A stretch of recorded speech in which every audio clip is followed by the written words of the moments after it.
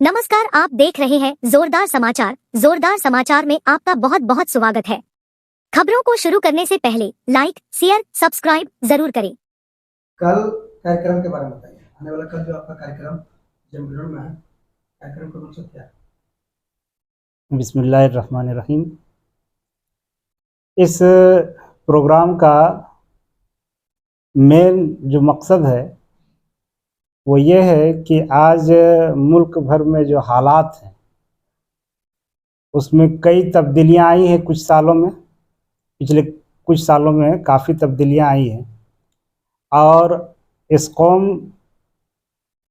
के अंदर बेदारी लाने के लिए, क्योंकि एक चैलेंज के दौर से हम लोग गुजर रहे हैं, तो सबसे बड़ा जो मसला है वो है आज तहफ़्फ़ुज़ नामूसे रिसालत सल्लल्लाहु अलैहि वसल्लम।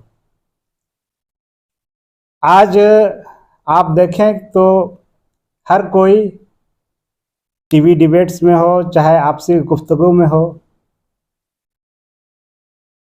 हमारे पैगंबर हुजूर सल्लल्लाहु अलैहि वसल्लम की शान में गुस्ताखी करते हैं और उस पर किसी तरह की कोई कार्रवाई नहीं होती है।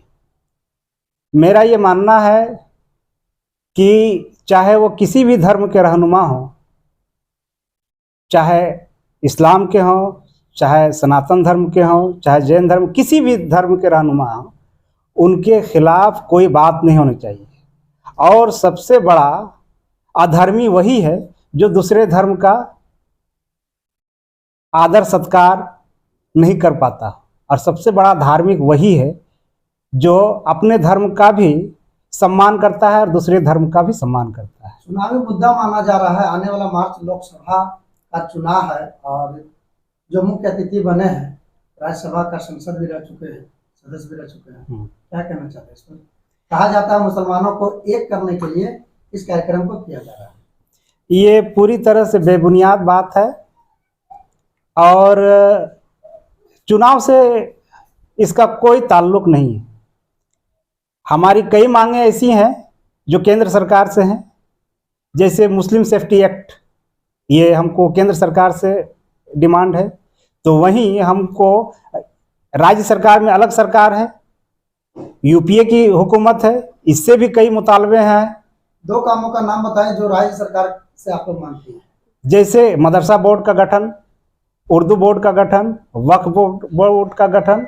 दो कामों का नाम बताएं जिसको केंद्र सरकार से मांगा। मुस्लिम सेफ्टी एक्ट बिल लाएं और एक कानून ऐसा हो जिस कानून के तहत कोई भी किसी धार्मिक रहनुमा के खिलाफ या पैगंबर के खिलाफ कोई अगर टिप्पणी करता है तो उस पर सख्त से सख्त कार्रवाई हो। मुसलमानों के बाद जो आपने कहा, बड़ा चेहरा उभरता हुआ बैरिस्टर असदुद्दीन अवैसी भी है, लेकिन इस मंच पर नहीं बुलाया गया, क्या कहना चाहते हैं? नहीं, ये तो कोई पॉलिटिकल एजेंडे के तहत ये कार्यक्रम हो ही नहीं रहा है।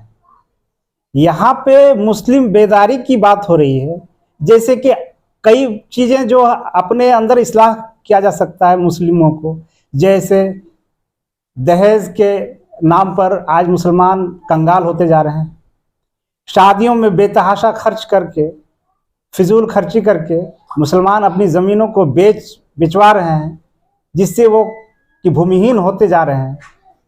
या फिर मुस्लिम नौजवानों में नशाखोरी अभी बहुत फैल रही है, इस पर कैसे रोक लगाया जाए।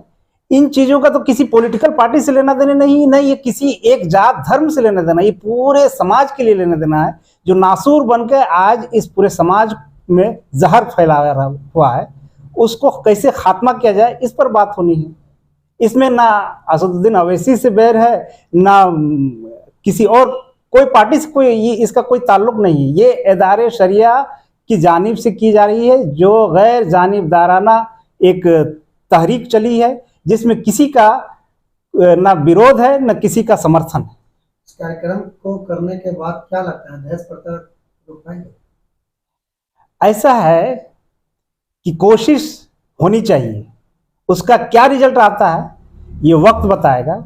और ये कभी नहीं काम होना चाहिए कि अगर हम एक उम्मीद से कहीं कोई कुआं खोद रहे हैं, अगर वहाँ पानी नहीं निकले तो और कहीं दूसरे जगह नहीं खोदें। हम पानी की तलाश में कुआं खोद रहे हैं, पानी निकले ना निकले ये अल्लाह के हाथ पर छोड़ देना है। हम लोग को कोशिश करनी है, हर मजहब में सिखाया गया है कि आपका काम कोशिश करना है और रिजल्ट देना ऊपर वाले के हाथ में। आपने विभिन्न पंचायत में जाकर के मुस्लिम कमेटी के सदर व सेक्रेटरी से मिले, उन लोगों के द्वारा क्या आश्वासन मिला? तमाम लोगों ने बहुत पॉजिटिव रुख अपनाया। जानकारी के अनुसार मुस्लिम समुदाय के जो उपस्थित होंगे शपथ ग्रहण भी लिया जाएगा, उस शपथ को कितने लोगों ने पालन कर पाएगा? बिस्मिल्लाहिर्रहमानिर्रहीम। मैं चलकरी अंजुमन इस्लाम मुस्लिमीन कमेटी का सदर, और आपने जो सवाल किया ये बहुत अच्छा सवाल है। और जितने भी कमेटी के लोग हैं पूरे ज़िला में, सभी लोग इस बात को शपथ लेंगे क्योंकि ये हम तमाम मुसलमानों के लिए बेहतर है और हमारे जो आने वाले मुस्तकबिल है इंशाअल्लाह अच्छा जैसा होगा और इसमें हम लोग अच्छा करने की कोशिश करेंगे।